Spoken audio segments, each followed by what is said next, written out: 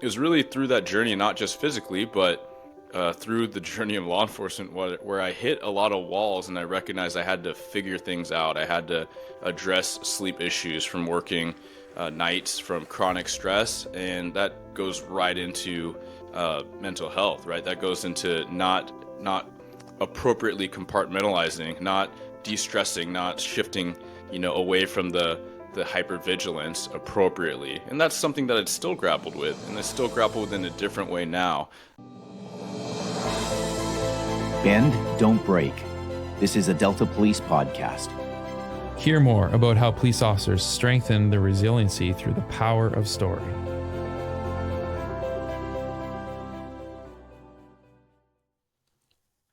Good day, everyone.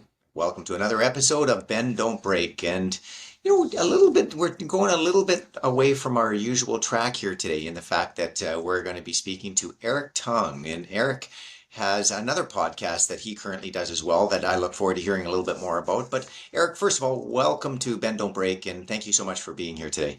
Yes, thank you so much, Chief. Appreciate you being having me. Well, tell us, first of all, why don't we start with a little bit about you? Why don't you tell us a little bit about yourself and where you're working and what you're currently doing, your operations?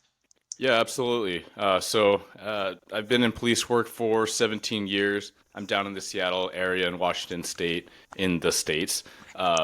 Kent Police Department, I've spent my whole career there, essentially when I finished at the University of Washington, university, as I believe you say. I decided, like so many of us, that I wanted to do something that was very purposeful. And it took me a little bit of figuring that out through schooling, and ended up just throwing my name in the hat, right? I tested for fire and police. A lot of doors open for police, and in hindsight, I like to throw some jabs, but truly I do feel very appreciative that that was the path for me. In hindsight, I think that it offered a lot more in line with my passions, my talents, and just so much more that I just can't imagine it any other way.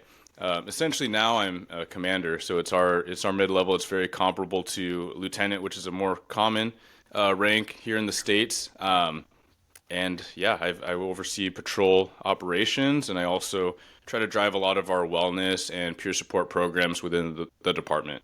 As far as extracurriculars, as you mentioned, I have been running a podcast for, I think, about a year and a half. Blue Grit Radio. You can find it on all your major podcast players.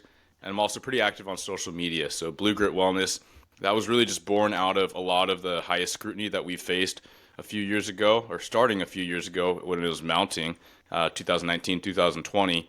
And it was really just to give an outlet, not just to myself, but to speak on a lot of these issues that we face as law enforcement officers, as first responders, just to try to promote a lot of these wellness practices that have been helpful for me, and trying to help share things that are helpful for others. And that goes from physical, mental, emotional, spiritual, and then also just speak to some of these police issues, right? To try to build some bridges, some transparency, some community trust, just because, I didn't really grow up with law enforcement around me, and you only know what you know, and you don't know. So that's really the whole thing, is trying to be positive and share message and share story that way. Well, that's wonderful. I want to hear a little bit more about the guests you bring on your podcast, but I want to talk first of all about how we sort of know each other. And it's a mutual acquaintance of Mark Bouchard. And Mark Bouchard sends me, I've got two or three people that sort of recommend different people to be able to come on the show. And Mark is one of those people. I always, take his reputation and sort of his recommendations very, very seriously, as he sends me great people. So I know we've had an opportunity to be able to talk before, and we're going to talk today a little bit about recovery and resilience, sort of mental health and wellness, obviously, a little bit of the impact of critical incidents in your career. And then we're going to talk around social media and the work you're doing on social media as well. And finally, leadership and culture. So I think that today's session will give us some really good insight into some of the ideas that you're thinking about, some of the ideas you're implementing in your organization, and certainly what both leaders can take away, supervisors can take away, and then individuals to be able to assist them. So tell me a little bit about who comes on your podcast and the range of topics. Yeah, a lot of my guests are law enforcement professionals, but then it spiders out from there, health professionals of every realm. So physical trainers, nutritionists, mental health professionals, and practitioners. And then there's also people from the first responder space outside of law enforcement, from the military space and just the private sector. It's really just trying to bring in a lot of positive energy and positive information, not just for wellness, but truly just how we can optimize as humans, as first responders. My tagline is better cops, better community. And I think that by sharing those little anecdotes to help us just be a little better, de-stress, take care of ourselves so we can take care of others, that's really just painting into the whole picture. Absolutely. And why did you become interested in wellness and resilience? What were you seeing or with yourself or with your team? Yeah, absolutely. Not to go too far back, but I suppose, coming into police culture and police academy, I went heavy into cardio. I did enjoy lifting a little bit of weights, but I didn't really know what I was doing in university. It was more social, social hour at the gym at the, college campus. But really it was through the progression of working the street, working patrol. I recognized the importance of fitness. I recognized the importance of strength, speed, endurance. And I really wanted to optimize. I wanted to be my best because I really developed a taste for chasing down the bad guys. I really had a lot of interest to get into investigations, and my career didn't really take that turn. I ended up going full bore into canine generalist work, training with those dog teams all the time, and I ended up working a dog. And so a lot of my pursuit was trying to be the best, fittest I could, so you could bound fences, lift the dog, and do all that. It was really through that journey, not just physically, but through the journey of law enforcement, where I hit a lot of walls and I recognized I had to figure things out. I had to address sleep issues from working nights, from chronic stress, and that goes right into mental health, right? That goes into not appropriately compartmentalizing, not de-stressing, not shifting, away from the hypervigilance appropriately. And that's something that I'd still grappled with, and I still grapple with in a different way now. But just trying to learn more, share. I got heavily involved in peer support as well in my career. I was always part of the peer support essentially for the majority of my career, but I was losing a dear friend, brother in the line of duty that I recognized that there's so much more that we could do at my agency level, and I wanted to be that kind of first line supervisor leader, as far as like a peer support coordinator. And that's only because I had that demonstrated and modeled to me. I had Pat McCurdy, someone that I had recently on my podcast, hasn't aired yet, but he's in the county, essentially the region where we work, and he and his team swept in and conducted all these critical incident stress debriefs, really so that we could start taking care of ourselves, right? We could start socializing some of these things, getting things off our chest. And I just recognized how we need to have this organized peer support type programs in our departments. But also beyond that, we just need to support a culture of peer support. So whether or not you have the training, you just have to be there and be willing to be there for your buddies. I think there's two items I want to continue to pull the thread on here, and we'll pull them as we continue our conversation. The first one would be around sort of the organizational culture around wellness, from when you began to where you are now, and sort of how the organization and leadership is supporting sort of the different approaches to wellness now as compared to where it was, 15 years ago. Yeah, yeah. I'm very optimistic about where it's going. I mean, the fact that you and I have podcasts and people are tuning in and people are sharing it, that's what we need. We need to be talking about it. We need to be sharing. We need to be vulnerable. I mean, shout out back to Mark, right? To write a book with specific scientific and evidentiary value, but also his own personal anecdote, because the story really resonates with people, and he has the ability and the willingness to be extremely vulnerable in a culture that historically, traditionally is not. And so that's part of my journey too. Is I can only speak to my experiences, and I've had a host of them that may be helpful to some and may not be relevant to others. And that's why I like to bring in other people as well. And I do think that if you can get through to a few people, then that's beneficial.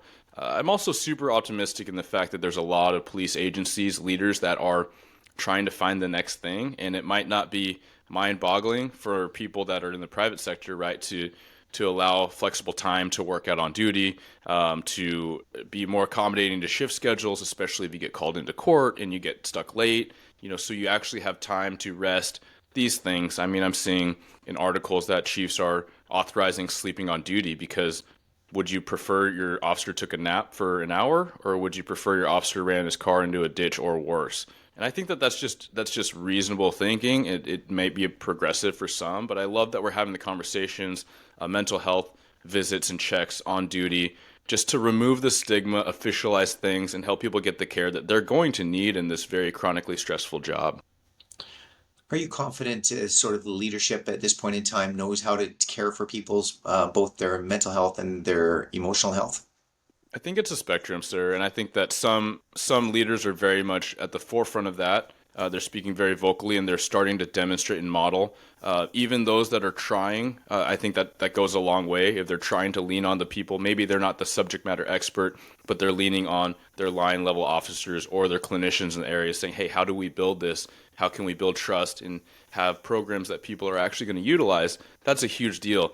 We still have a lot of leaders of all levels that are certainly not on board or they don't get it. And I just hope that they hear these things, or maybe they get nudged, or maybe they get, led from below a little bit. Hey, boss, it might not be a thing for you and your generation, but if we want our culture to be successful, if we want to get through to build the longevity of our officers, then we need to think about these things because the data's there, the science is there for sure. How are you finding it within your troops, within the men and women that are working within the organization? Is there more acceptance in some than others? Yeah, absolutely. There's a range. What I do feel very proud of is that we've had a lot of supportive culture prior to officializing some of these things.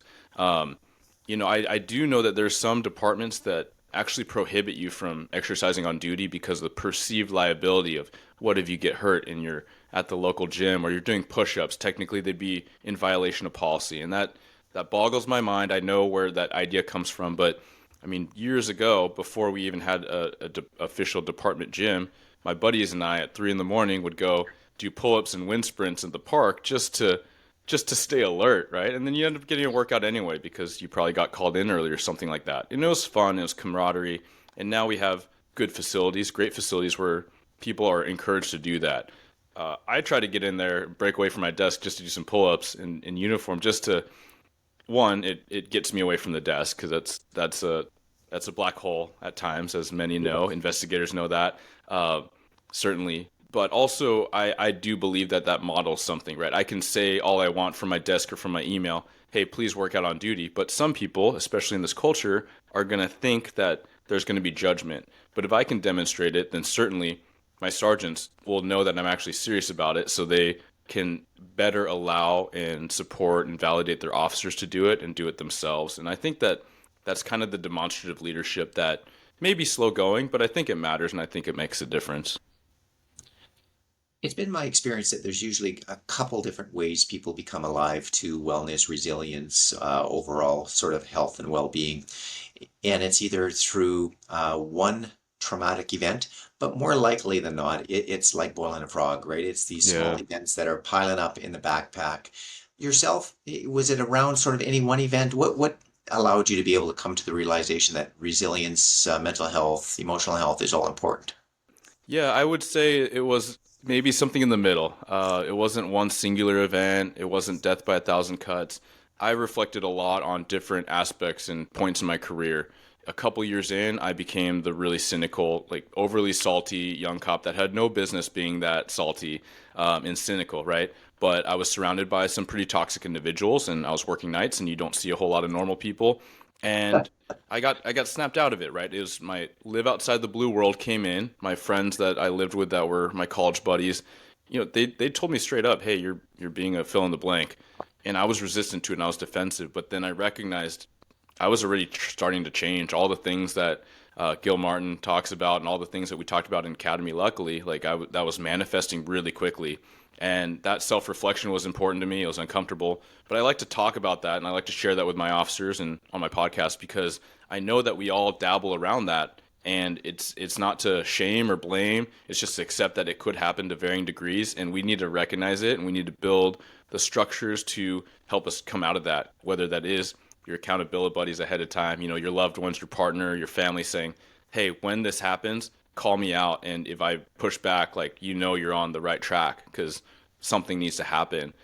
So there's that aspect. And then, working out too much, under recovered, the sleep issues I talked about, I just tried to go, go, go. And a lot of us that are in this job are that way. And my my health suffered. My cortisol levels when I got my blood work, my adrenals, my thyroid, my hormones were all out of whack. And so realizing like you can't just keep, running your head into the wall. You can't, put that square peg through a round hole. You have to listen to your body and your mind and take a step back and work less. I mean, I was definitely working too much to try to rectify some of these things. And so work-life balance is really important to me now. And fortunately, I didn't have, I wasn't married. I was with my now wife and we didn't have a kid, but I feel very grateful that I was able to figure out a lot of those lessons as it went. But at the same time, it's always a work in progress. Even going away from the street, going to administrative work in recruiting and training, having just too much to do in your 40 hours and feeling compelled like, hey, you can't do it in 50 hours. Well, you got to just keep adding hours. I mean, it's not sustainable, right? So I feel like in our work, we can't just call it 40 hours and clock out. Oftentimes, that's not practical, but we have to recognize when it's time to strategically pile it on, get some things done, some cases, some projects, and then carve out with certainty. Maybe it's a vacation, and that's a non-negotiable, right? Like you spent the money, you booked the place, you got to go, and you got to go with your family. And within reason, depending on your assignment, you got to put your work phone on airplane mode. Just have it there for emergency if someone gets you on your personal, that kind of thing. But drawing these very necessary boundaries, I mentioned losing my friend Diego Moreno. That was a huge thing for me because for years I'd been in peer support and I'd always been beating the drum for getting mental health support, but I'd never talked to a clinician myself. Even with my critical incident, my officer-involved shooting outside of my required visit that, I frankly and publicly said I feel like that guy was kind of a quack, and I actually got him removed from our process to speak to after critical incidents because I said, I feel fine. And truly I did. I felt so grateful and I felt so alive and invigorated after my close call, but I know that that's just one response to many. And I shared with my chaplain and my administration, hey, this guy, if I was not okay, he would not have known it. There's no way. And so to get some organizational change, that was really great to be able to collaborate with my agency. But at the same time, I said outside of that, I hadn't talked to anybody. And it took losing a friend, not just that, but having some of our friends tell me repeatedly, hey, I've been talking to someone, I think you need to also. I was like, no, I'm fine. And we all know what that means, right? And it really took one of my best friends to nudge me and say, hey, man, like, we're not fine. We lost our friend. Our friend was killed. Like, and I'm doing a lot better because I'm talking to someone about it. And I really think you should talk to her too. Please go talk to her.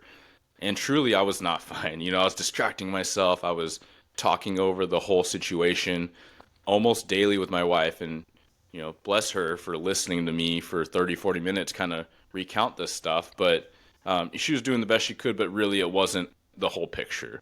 And so I will say it's probably a series of large events that compounded to help me recognize, hey, like, I feel fortunate, extremely fortunate and grateful that I have a lot of strong support systems. And, I worked out, I had these healthy practices, but even then we need more. And I had a good amount of support and I still had these sticking points, then it only illustrates that the majority of first responders, law enforcement professionals need to be pushed.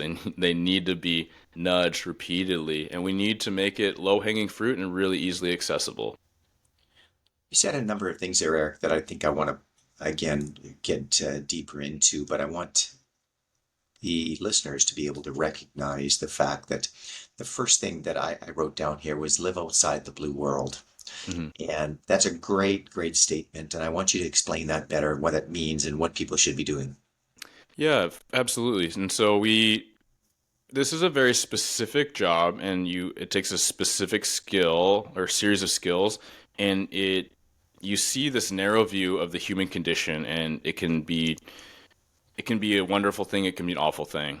We see people at their worst, oftentimes, and it's not a true reflection of how the whole world feels about you. It's not a true reflection of everything that goes on in the community. You're just there at the emergency time, the crisis.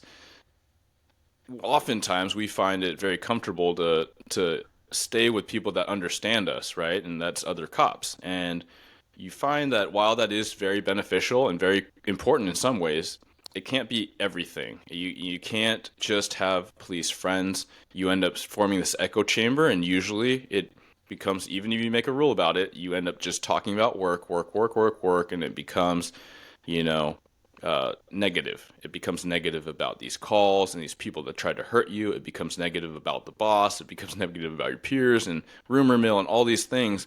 But really forcing yourself, and if it's uncomfortable, that means you need to force yourself harder, to be honest. Talking to your neighbors, right? Not trying to end the conversation as quickly as possible and get back in your house. To go out to social events, because not everything is a soft target that's gonna be attacked. I mean, we got to live life. We can't be living in absolute fear. I think it's good to be mindful and vigilant, but then there's a healthy boundary there too. I remember talking to a gentleman in training, a police training, like it was a emergency response type of deal, and he was a new dad, and he talked about how, and I was a new dad as well.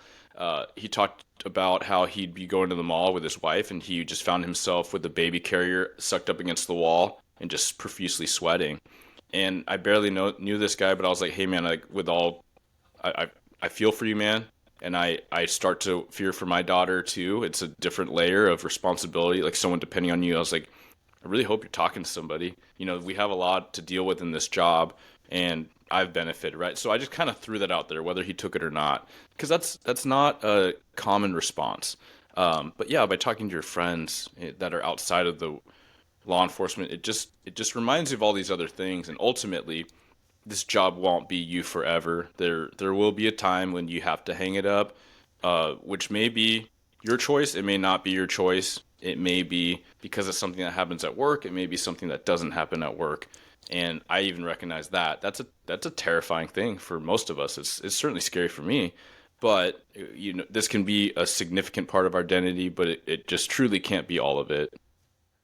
Yeah, great recommendation. And I'm going to use that line again, to always have friends outside the blue wall, right? So great line. I want to come back to the second point that I think that was really valuable that you said. Whose responsibility is it? And you mentioned something about blood work. And I know that I subscribe to doing my blood work at least a couple times a year to be able to monitor my own health and wellness. And it tells us so much about our bodies, tells us so much about how we're living, tells you in lifespan and health span, right? And whose responsibility is that to be able to look after that? I think it's the individual. First and foremost, Right I on. think all of this Right on. is ultimately the individual. Right on. There's shared responsibility. We talked about agency support, policies, programs. That's fantastic. I think as bosses, we should take on that role. That one of our biggest priorities, if not the biggest priority, is to support our people so they can do the necessary work they need to. Our officers are boots on the ground. They're the ones affecting the change every day. The least we can do is remove barriers and support things to make it a little bit easier. And I am a firm believer that if you take care of the individual, you're demonstrating not only that care so they can care for community members, but you are optimizing them. So for the old school traditionalists that are just like, hey, we're here to work, it's like, cool. If you help take care of their wellness, they'll actually work better. And the private sector has proven that because they're all about money. So if you don't trust me and good feelings, then trust the money.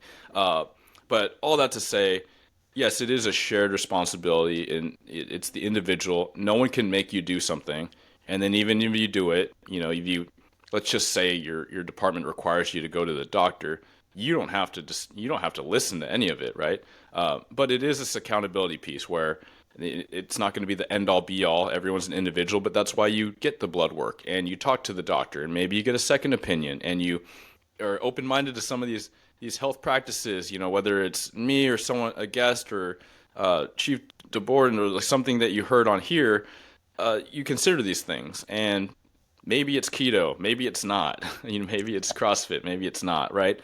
All these things are so individual, but you have to do the work ultimately. And then I would expand that out to you are responsible for those around you, whether you're a supervisor or a peer or a friend or your family member. You have some piece of responsibility to try to nudge or influence and uplift those around you as well. And that goes all the way up the chain.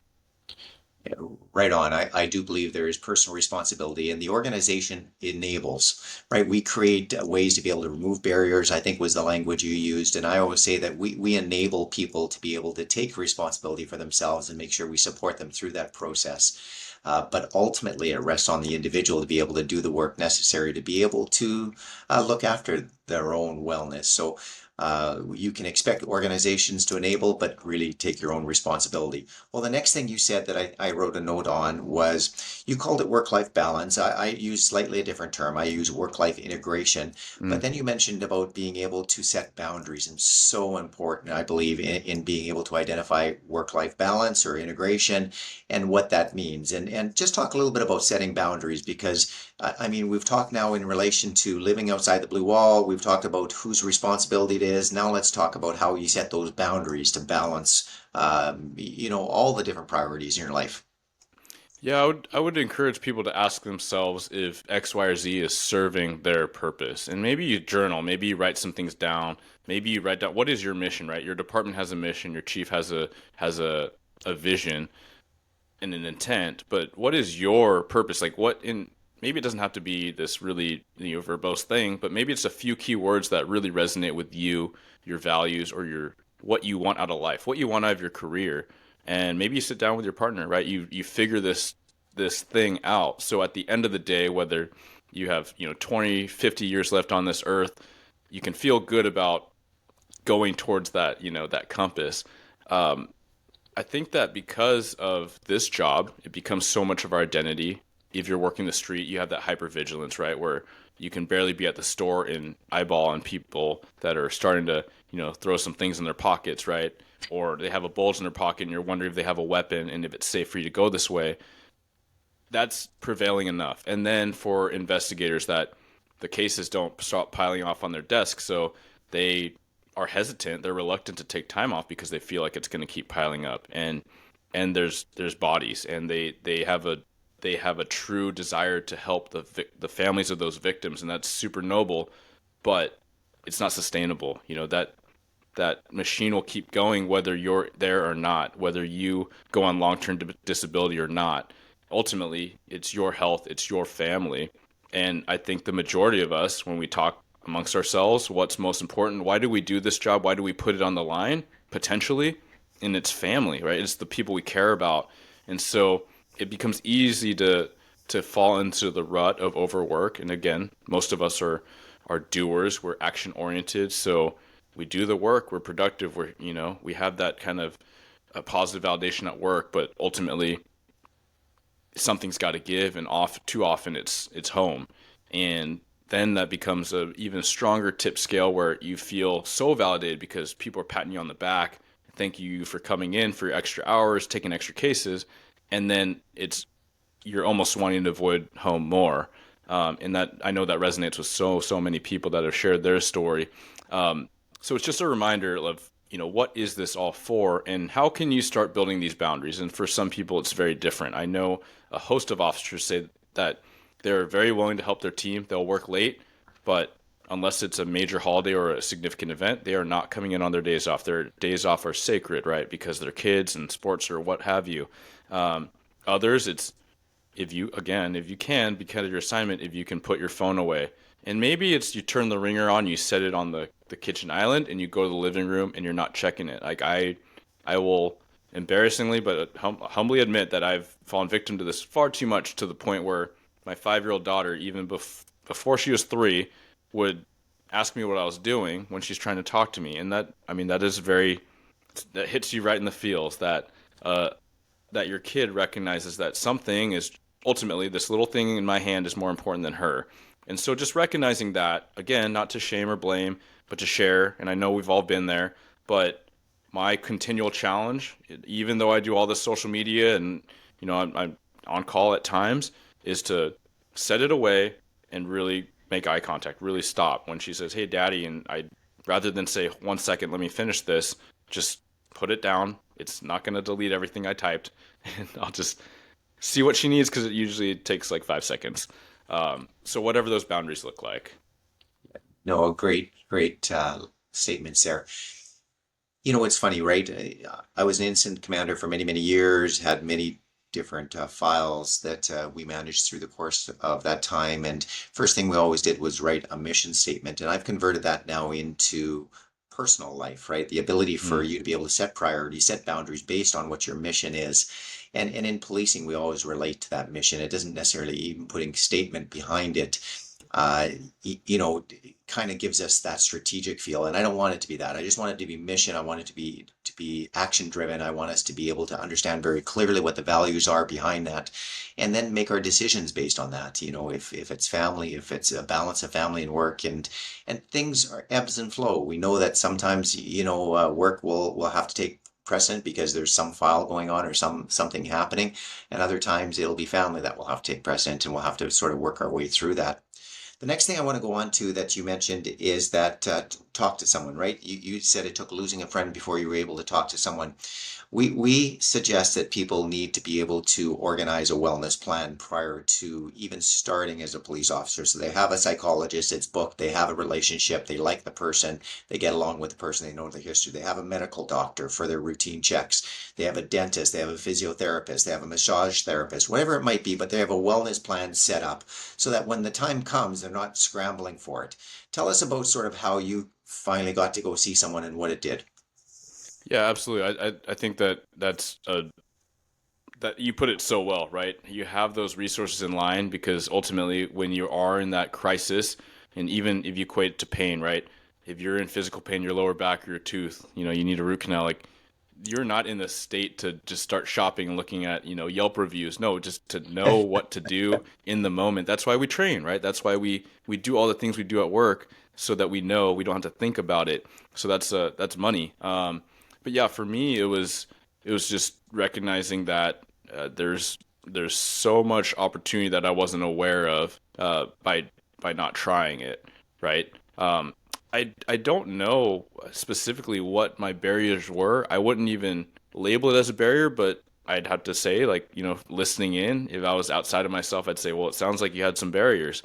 And maybe it was because of my prior kind of pre-hire and post OIS, psych eval, where I was like, well, that was kind of useless. And I'm very open to talking about my feelings. I'm very open to being vulnerable, but I just don't know, right? And so I think that, to your point, that's very valuable to have someone that you feel comfortable, someone that's vetted, culturally competent.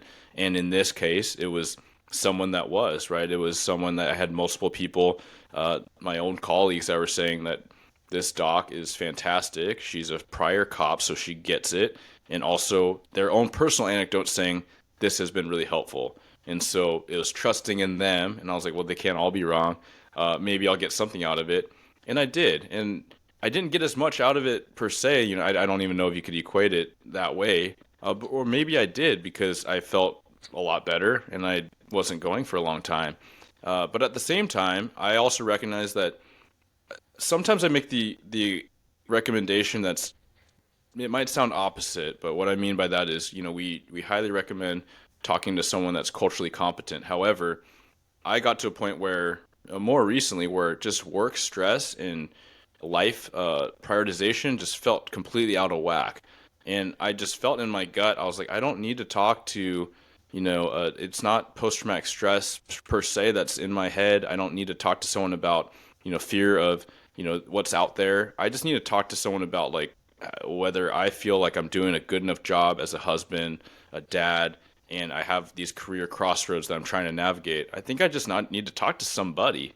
I just need to talk to a therapist, men's issues, whatever you want to call it. And so, I just went on, Psychology Today, I believe, and I started looking at some profiles. I reached out to a couple, did a trial, just conversation, as most will, at least here in the States. And I imagine it's not super different up north, but just to get a feel. And I was like, yeah, you sound like a guy that I could talk to. And so I started talking to him for a few months, a couple times a month, once a week or whatever it was. And at a certain point, I kind of eased off, and he's like, cool, I'm here for you, man. Like, whatever is helpful for you. And then at a certain point, I was like, I feel like I have a lot of clarity and a lot of direction, and I know I feel reaffirmed in my purpose and, what I want to do, my role at work. And relationship's great. Like, talking to my wife's great, and I feel really confident as a dad, and I don't feel like a mess up.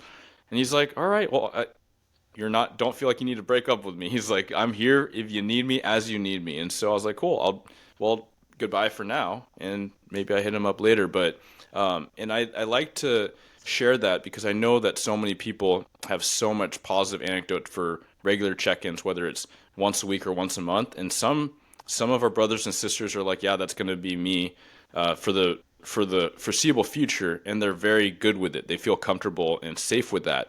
At the same time, I just offer a perspective which is I needed this tool for a little while and I felt pretty good, and I'm very open to revisiting it depending on what comes up in my life, what's going on, and how everything's orienting. I love how you put that as far as rather than balance, because I also feel more and more that it is not a balance. It's a recognition that it frequently gets imbalanced, but then we got to course correct, and that's okay too, right? You strategize again. Maybe it's the IT project needs to get done, or hey, this murder trial, testifying and prepping. A lot of my colleagues, I know that's like two jobs at once. And do you have enough time to take care of yourself? Maybe not for the next 2 weeks, but then you make sure, right? You set that boundary. You take that time. You communicate with your boss. You're not taking more cases. You're not taking the next homicide, and you go out of town, and you focus on your family.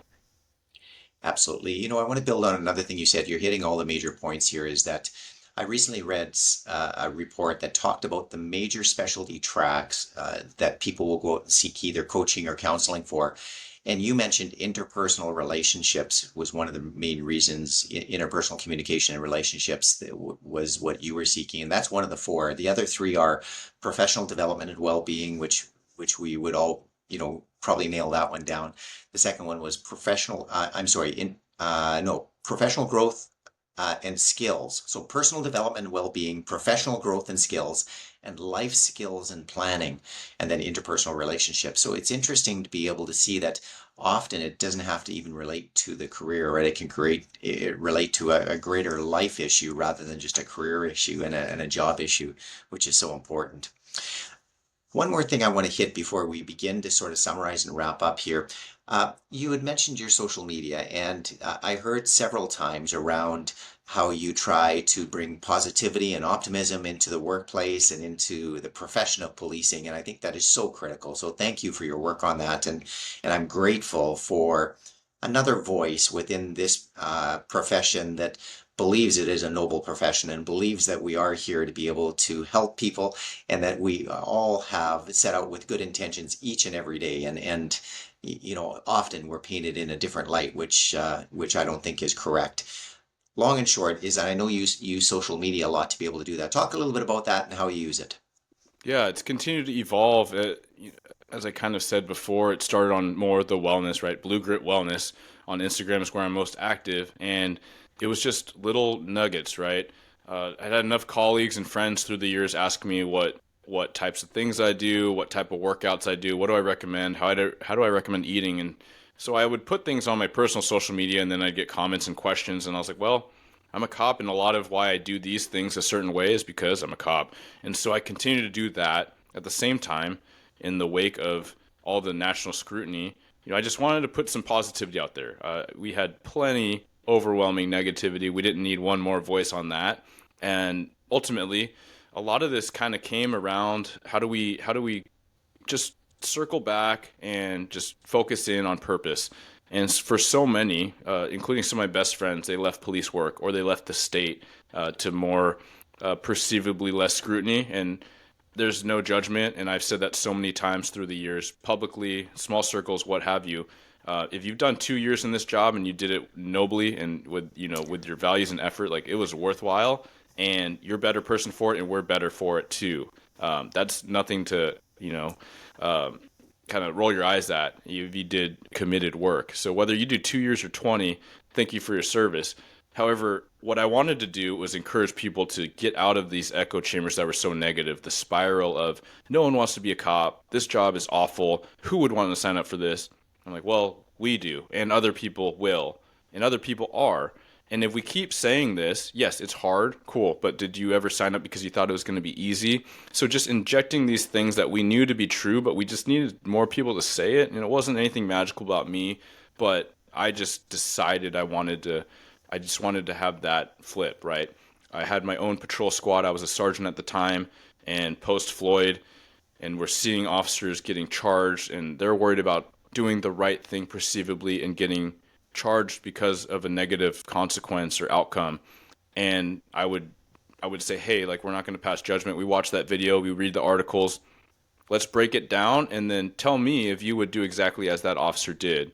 And generally, as a group, people will be like, no. I was like, okay, now tell me if there's something that happened. Again, we're not blaming or assuming too much. We're just saying, hey, just look at brass tacks. Are there things here that we train and we talk about that you would get on your buddy, or you'd expect me to get on as your sergeant to say, hey, there's a better way? Are we going to go hands on with that person by yourself to arrest a volatile individual, or would you not be chewing out your buddy for not waiting for backup in our city? They say, no, Sarge, I would chew my buddy out. It's like, cool, then you're not going to be in this position. Let's just be confident in what we know. Let's keep talking about this stuff. And then I feel like the fear just dissipated the more willing people were to talk about these things, right? There was an element of vulnerability, and there was an element of, hey, how do we game it? How do we use best practice? We're talking more about de-escalation. How do we go above and beyond to have these conversations and be positive? So that's the tactical aspect at work. But at the same time, I very quickly, we had a recognition that we needed to do a different press on recruiting. We needed to organize our department and assess and allocate resources. I'd recently gone to a community engagement type unit, which was hybrid going after problematic issues that are more long-term to fix. And it was kind of my dream role that I wanted so bad for years and years to have a small unit like that. But ultimately, when we went to recruiting, we needed somebody, and I had already been on social media and I'd already been having this positive messaging. I was like, yeah, we just need to be up front. We just need to engage people. And community engagement is the same as police recruiting. They're the same goal. They're the same role. Let's just attack it that way and no BS. We'll just meet people where they are. And we had a lot of success, right? And it was because if we have that feeling of like, hey, who would want to be a cop, then you're never going to recruit anybody. But lo and behold, a couple years later, the proof's in the pudding. There's a lot of men and women that have been wanting to get in. They see what we've been dealing with. They see the streets, and they're so motivated. All they need is someone to say, hey, we need your help, and come on. Yeah, it's not easy. Sometimes it's not fun, but sometimes it is. And just to have that. And so I'm very appreciative of my team and our culture where we've been able to get to full staffing 2 years ago, and we're just maintaining, right? There's always somebody going out and somebody coming in, but we've been able to maintain really strong numbers, whereas in my region, that's not a given by any means. There's a lot of agencies struggling, and I just think that with more collaboration and positivity, we could certainly get there. You're absolutely right. It's a culture issue. It's a leadership issue. We're 11 over right now from our authorized strength, and it's Oh, because of wow. the fact that we're able to recruit and retain some of the best police officers that I'm most proud of, certainly in all the organizations I've worked for. Eric, I want you to is there anything you want to leave our audience? Is there anything you want to say in relation to leave our audience with before we start to summarize and wrap up? Yeah, my main things are just recognition of it starts with you, right? Ownership, but give yourself grace. Be patient, and if you're patient with yourself, then you can be patient with your family. But on the flip, you got to take care of yourself, right? Like it's not sustainable. We talked about this several different times. Oftentimes, the caregivers, the caretakers, aren't taking care of themselves, and it's a recipe for burnout.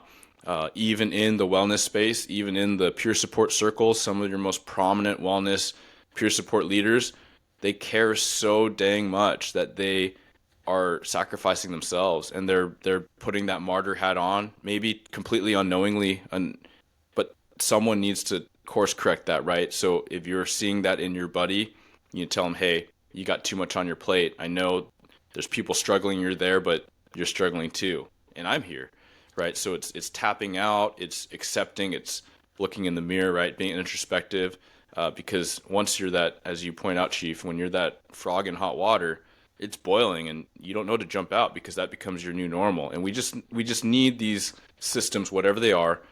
Maybe it's your community groups, maybe it's your neighbor that cares zero about police work, just tells you that your lawn looks like garbage and asks if you want help, and you're like, I literally haven't done anything for my house because I've been too busy with work, right? Maybe it's that. So just finding these little opportunities to course correct and look at your whole life, your whole person, whereas this is like such a meaningful thing, but they can serve each other if they're managed the right way. Yeah, thank you. Very eloquent and very well said. And You are a young leader that is changing the culture in your organization, contributing significantly to our profession. The things that I've taken away here today, I think are valuable for all first responders, not just police officers. Live outside the world that we work in, have friends and buddies and relatives all outside, police officer or firefighter world. Ensure that you take responsibility, right? And do whatever that means for you, but own it. If you're going to do something, own it well and do it, to the best of your ability. Set priorities, work on that balance, obviously, or that integration. And really, it comes with the whole idea of being able to put your boundaries in place. So thank you for that. And talking to people, right? Whether it's your friend or a psychologist or a professional, whatever it might be, let's not forget about that and be optimistic and be positive. There's lots to be able to contribute, in a positive way that inspires young people to be able to come into this very noble profession and something we're very proud of. Where can people get a hold of you if they want to reach out to you, Eric? Yeah, the easiest ways are Blue Grit Wellness, and that's Instagram or bluegritwellness@gmail.com. And yeah, please check out the podcast. And I'm always excited to get feedback or something that was helpful. It's truly very inspirational and very gratifying to hear what's working. Amazing. Thank you again. I wish you Godspeed and be safe. Thank you, Chief. I really appreciate your time.